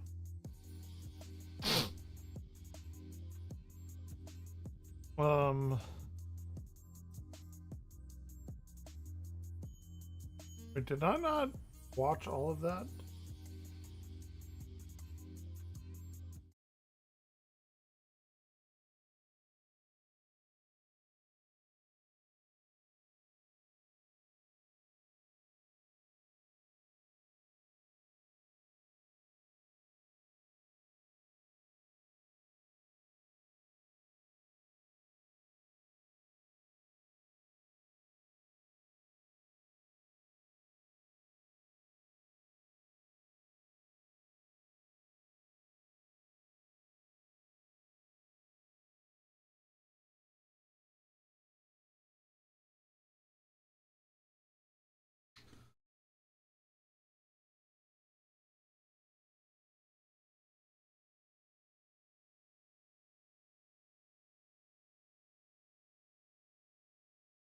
It is 5 o'clock in the AM.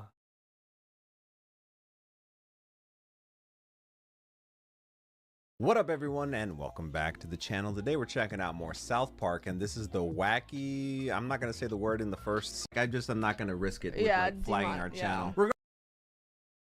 Regardless, this is a highly requested episode as well. Our last episode, Chef Goes Nanners, was a highly requested one. But from season 4, man, there was a lot there. I think we watched this really earlier, but... And that's kind of what the adventure we've been going on in this last few weeks, kind of going through season 4. And there have been some hits. There have been some, I don't want to say misses, but like some that didn't quite live up to the hype. But with a title like this, I'd imagine that this one's a pretty crazy one. I feel like I've heard this title so many times, and I don't know if it's like through recommendations or just in general, but like this is one that I've heard of. I'm surprised we haven't watched it yet, to be honest. I'm glad to finally be getting to it. But as always, if you want to stay ahead of our YouTube posting schedule or have access to our full-length reactions to South Park, where you take a copy of your episode, sync it up with us, and watch it from beginning to end with no cuts, you can do so by checking out our Patreon. Don't forget to check out our second channel, Casey and Anthony. That's where we post all of our vlog content. You can also check out my channel, Casey Cabasas, for book and movie content. Come on, throw the football, They're playing football. No, They're having a catch. dude, you're not gonna believe what Cartman has. Hepatitis B?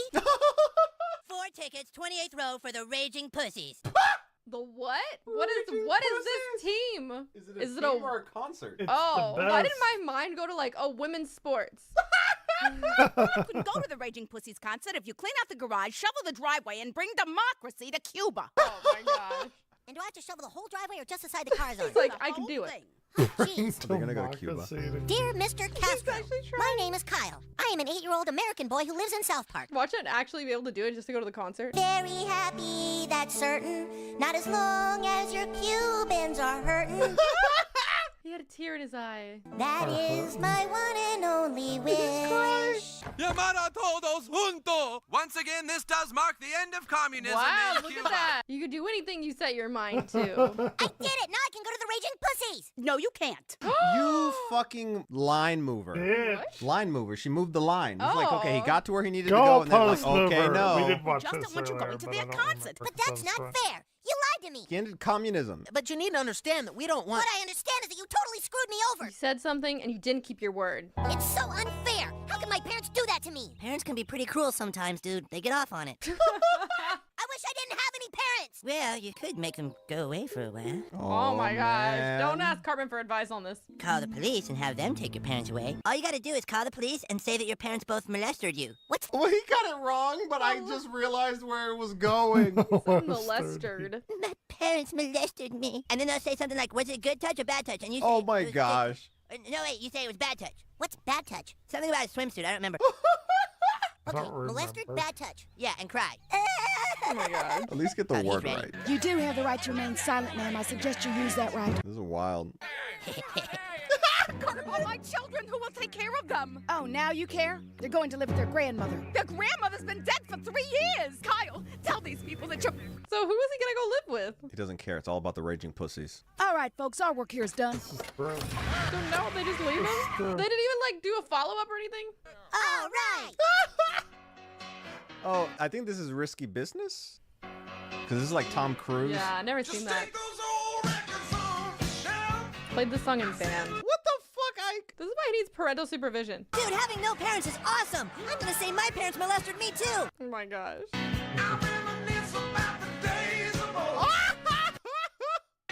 Every fucking my parent. God.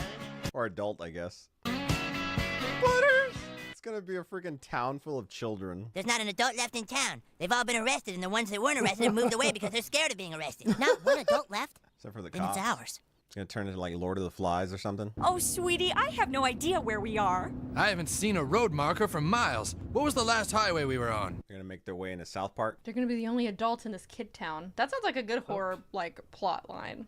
And the kids are the evil ones. Yeah, the crazy kid town. But they have to act all innocent at first, and then you Yeah. start seeing little creepy things. Man, Yeah. we're giving away too many ideas here. 3 minutes. Smiley Come Town. on. That's a strange name. Oh, yeah. Hey, this is like We did watch this earlier, Smiley but Town. watching Any it studios want to fund it? we have a general We outline. have a general outline, a We don't even concept of a plan.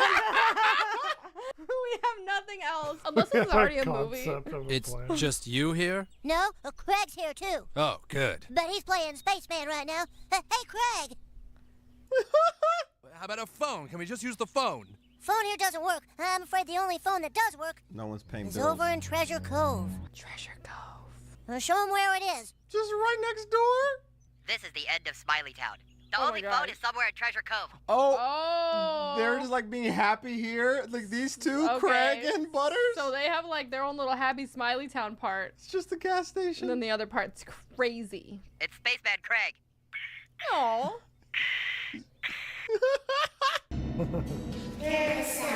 This would so be such a cool horror movie. I don't like this. Lemon juice. Relax, Linda. Everything's fine.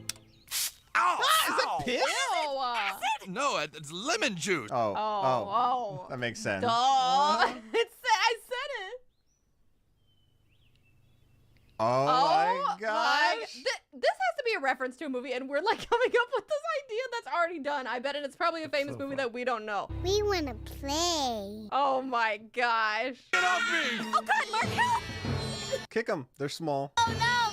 You're crossing the white line. They don't have jurisdiction here.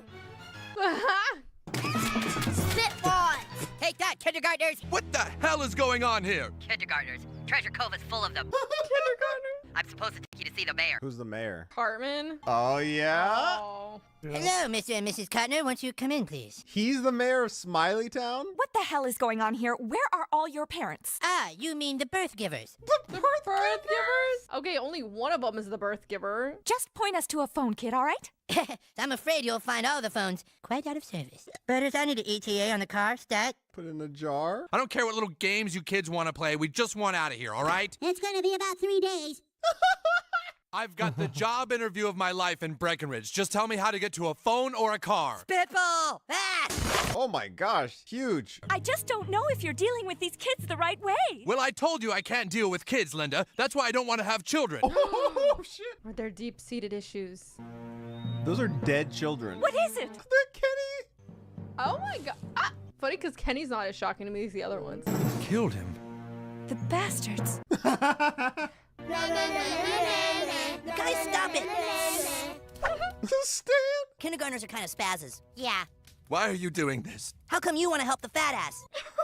You got foolied, Outlander. We're the only ones with a working phone. Outlander. And if you had taken our book, then it's one of us who dies tonight at Carousel. What the heck? I don't know who to believe. Why do you children live in this town alone? Because we do. It was like this yesterday and the day before that. Okay. You mean in the before time?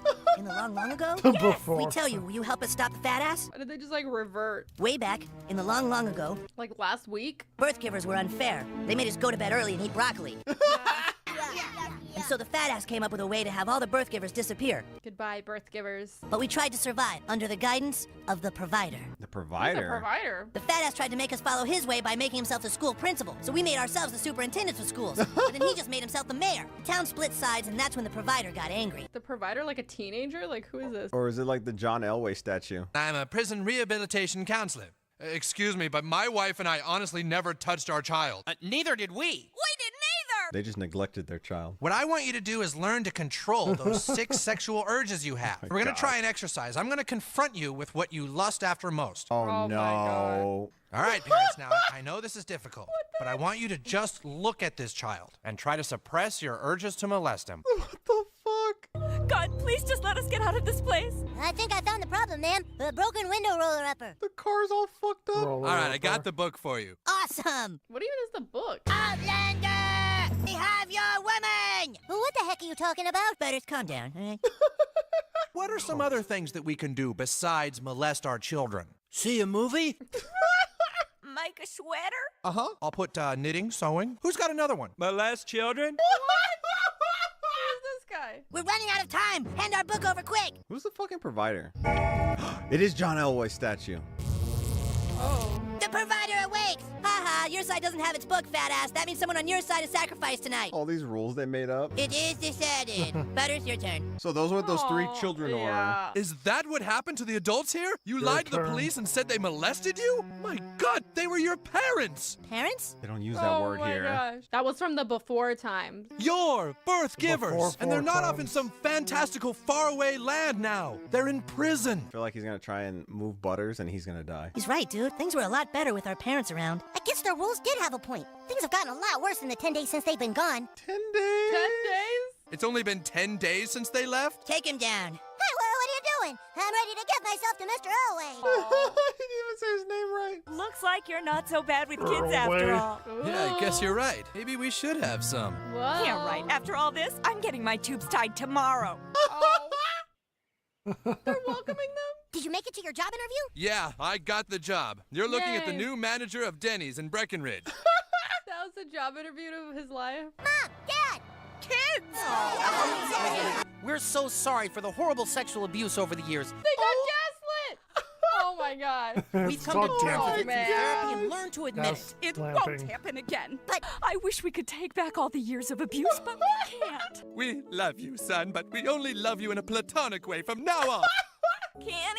Kenny, we're sorry. Kenny was sacrificed to John Elway. What are you kids gonna do now? I don't know. You guys want to go build a snow igloo? Sure. Snow igloos kick ass. So this episode was crazy, and we kind of thought it could be just because of the title alone, obviously. And, you know, we came up with a good, interesting idea for a horror movie, but I didn't even think about the concept of that this episode might be referencing some horror movie out there. But Yeah. if it doesn't exist, it should exist, because those are the bones there for a good horror movie. But it probably is already like a very famous horror movie or something that like we Lord don't of the know. Flies. Or we'd be probably like somebody would probably commented and we'll be like, oh. Either way, this was a really fun episode. A lot of crazy things that happened. Seeing the town just revert in 10 days to Yeah. how it did, being all like freaking savage, and they went feral and whatnot, and then were sacrificing people and kids to like this freaking statue of John Elway. I also liked how we had the The content in Halo. Let's go. Well, here we are with yet another video about the cut content in Halo Combat Evolved. This is Halo CE Restored, a video series and mod where I dig deep to find all the cut content in this breakthrough title. Everything that was left behind in the game's code or featured in various media like beta builds and even commercials. And this time around, I'm focusing on this iconic level, Halo, the one where we first crash land onto the mysterious Halo ring in the hopes of linking up with our lost Marine allies to rescue them and regroup. I'll be honest, I wasn't quite sure how much cut content I would find here given it already feels quite complete, but fortunately there was a lot more than I was expecting. And if you like what you see, this is part of a fully playable Steam Workshop mod, Halo CE Restored, so you can boot this up and re-experience it all for the first time again if you want. Alright, now let's get into the thick of it. Let's talk about the cut content in Halo. Come on, let's go. First up, we have an overhaul of this entire initial crash site. And by overhaul, I mean a near complete rework. This is the very start of the level, picking up right after Chief's escape with Cortana from the Pillar of Autumn, which was under siege by Covenant forces. In this section, there's a whole bunch of cut scripting and dialogue that hints at a very different sequence of events. First up, we have a different take from Cortana upon our initial wake up. I warned the captain that this wasn't a good idea. I should never have left the Pillar of Autumn. You're awake. Can you move? This is from the 1749 beta version of Halo CE, a build from 2 months before the final release. Now leaving the lifeboat, we have a couple more lines of cut dialogue. Good. I didn't want to be trapped here when the Covenant arrived. I disabled the lifeboat's signal beacon to throw off Covenant search teams. Other lifeboats probably made it down too. We should search for survivors. This line in particular is very interesting. It very clearly hints that the player was going to have a lot more time to explore this initial landing area. In the original game, you don't get a lot of time here, which begs the question, why didn't we have more time? Is there perhaps some reason the developers decided against this? Let's dig a little deeper into this section to hopefully figure this out. We have this somewhat famous piece of cut dialogue most of you have probably heard at some point. Interesting. The ring supports wildlife. The builders must possess incredible terraforming technology. We know from pre-release material that the original concept for Halo had wildlife all throughout the ring, such as the rockwork. It's disguised as a rock, but it's actually not. That's how they get you. We also have the Volpard. That's this thing. Then we have the three-leg. Probably a joke in here somewhere, but I'll just leave it. But our particular wildlife of interest is the blind wolves. According to the wiki, these are apex predators found on various Forerunner installations and travel in packs similar to actual wolves. Owing to their namesake, blind wolves rely primarily on sound to direct their attacks. Something kind of fun about these wolves as well is that earlier pre-release builds of the game showed Chief riding them around like horses, which is really crazy to think about. Unfortunately, or maybe fortunately, none of these concepts ever made it into the final game, save for one single cut encounter in this very section of Halo. There is an encounter here called The Last Stand, and in it is a single squad simply titled Wolves. Like the blind wolves, maybe? There's nothing actually in this squad, no enemy models or spawns or really anything. Just a single squad with nothing to it but the name. And it tells us everything about how this section was scripted originally. Here's how. First, let's do some math. But don't like freak out or anything, it's just some basic counting. There are exactly 8 passenger seats in this life pod. 3 of those seats contain Marines that were unfortunately killed on impact because Chief refused to wear a seatbelt, and a 1,000-pound cyborg man, that's 450 kilograms if you're over there, clunking around in a confined space is sure to do some fucking damage. Then immediately outside the lifeboat, we see another 3 Marines that probably died of cringe. So that's 3 Marines inside, 3 Marines outside. For those of you keeping track, that's 6 seats, but there's 8 seats. 8 minus 6 is 2. So there's 2 seats in this life pod with Marines unaccounted for in the base game. I don't think this was a mistake. When we combine Cortana's cut dialogue about having more time and searching for survivors, the ring supporting wildlife, and a literal encounter called The Last Stand with blind wolves in it, well, the picture becomes quite clear, doesn't it?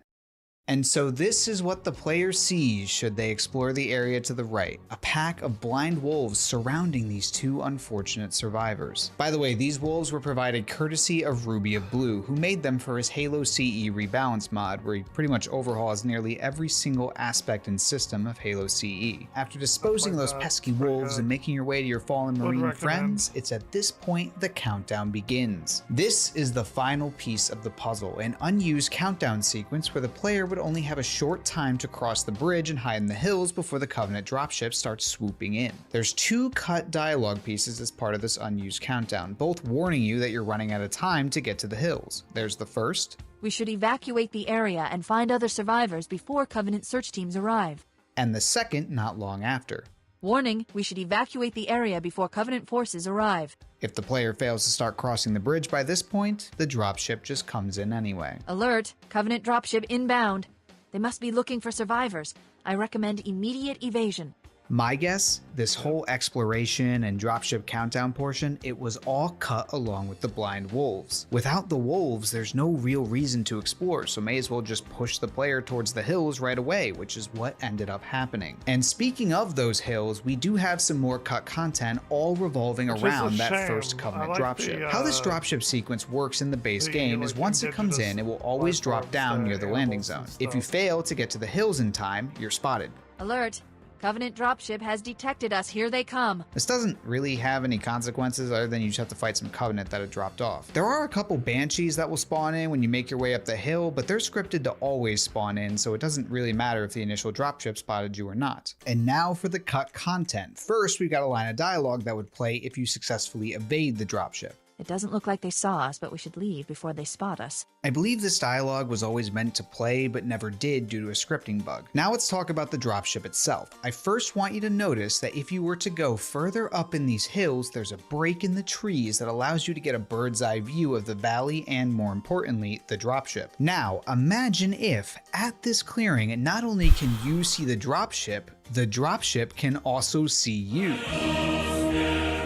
Well, you don't have to imagine it. This was actually meant to happen. They're scripting in the CE beta to do this very thing. Granted, it didn't work very well, but the vision was there. To facilitate this dropship sequence in a way that's not completely confusing to a new player, I did add a nav marker in the forested area that marks the safe place to hold out. As long as you stay by that marker, the dropship won't spot you. Also in service to this new stealth quotations mission, I also switched those 2 Banshees I mentioned to only spawn in if you're spotted by the dropship, almost like they were radioed in. I will be honest though, even after fully restoring this sequence with all the fixes, it still does make perfect sense why they cut this. Even with the nav marker, multiple people that playtested this for me just didn't know they could sit tight here and avoid being spotted if I didn't outright tell them. And unfortunately, there's no way for me to communicate this without breaking some fourth wall, which I really don't want to do. Now, before moving on to the first marine area, I'd like to note a few other cuts in this section. First up, there's a chapter title during the opening cutscene. Instead of Flawless Cowboy like in the retail version, the 1749 beta instead had Arrival, which is significantly more boring. But hey, I never said everything was fun. Next, we have some unused jackal spawns in the hills. And last, but certainly not least, is my favorite little developer script, possibly in the whole franchise. It's not technically a piece of cut content, but I'm going to talk about it anyway, because most of you probably don't know about Go to Hell, biatch.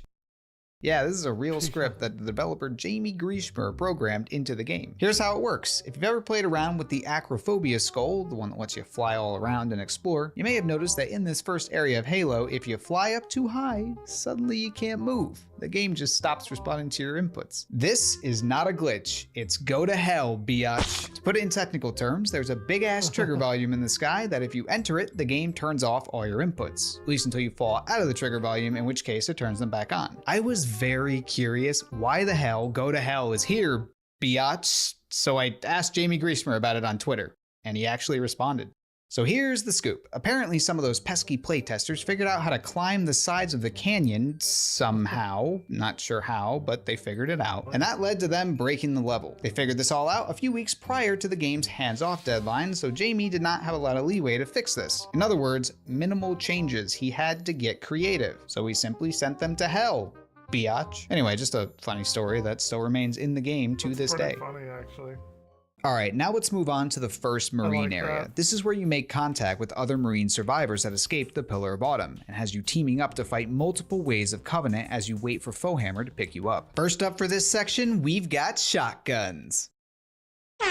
Yes, this was part of the original sequencing for Halo CE. The shotgun was going to be present much earlier in the game. It was instead to be the flamethrower that was going to be introduced as part of the second act. When the flamethrower was ultimately cut, the shotgun took its place and was scrubbed from the earlier levels. Fortunately, the 1749 beta predates the flamethrower being cut, so by referencing this build, we get to see where and how the shotguns were implemented on the earlier levels before their eventual removal. For this level in particular, there were going to be Marines with shotguns present in this first Marine area. Unfortunately, in the beta, it was only the Marines that had shotguns. There weren't any scattered around that you could pick up. So unless you acquire one from the Marines somehow, you're not getting a shotgun. But not to worry, in the restoration, you don't have to kill the Marines to take their shotgun. I put a couple up on the structure that you can just pick up. Like, you don't have to, you don't have to.